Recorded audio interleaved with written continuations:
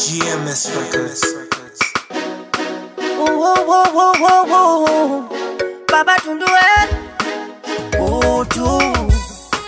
Ndakamuramba Mai murora wenyu uyu Ndakamuramba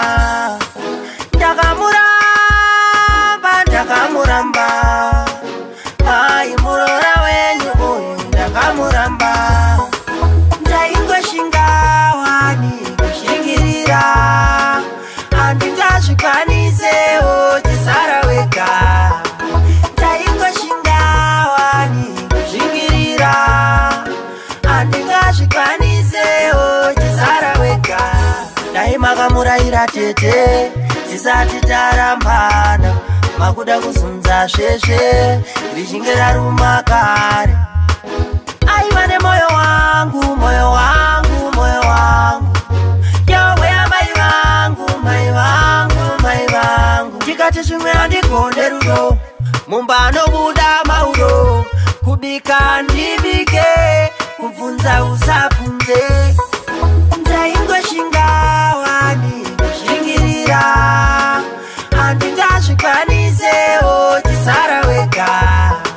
ndaingoshingawa kushingirira andingazvikwanisewo chisara wega anondituka pakazara vanhu zvimwe zvacho kuita kunge chivanhu aivati vanoroya mai vangu mai mwana sara zvakanaka uchandifunga kana ndaenda mai mwana ndakamuramba mai murora wenyu uyu ndakamuramba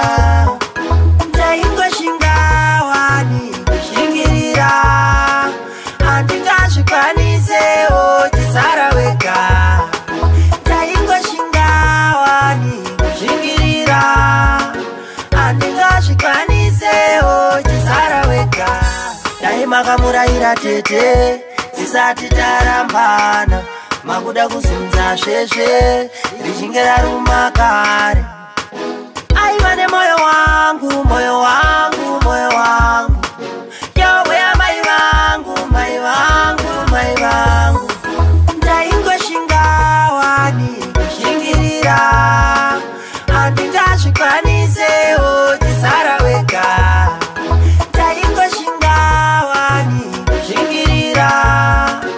andingazvikwanisewo chisara wega silent killer Posty Wayne yo Tengwelenzi studio line yo warrior yo Tifas HKD ndiri kuita rudo rokunzwira panext door ndinongonzwa zvichingonzi mvura yadziya mukai bofu nzwauma mukasei pamwe vanoti nzwauma mukasei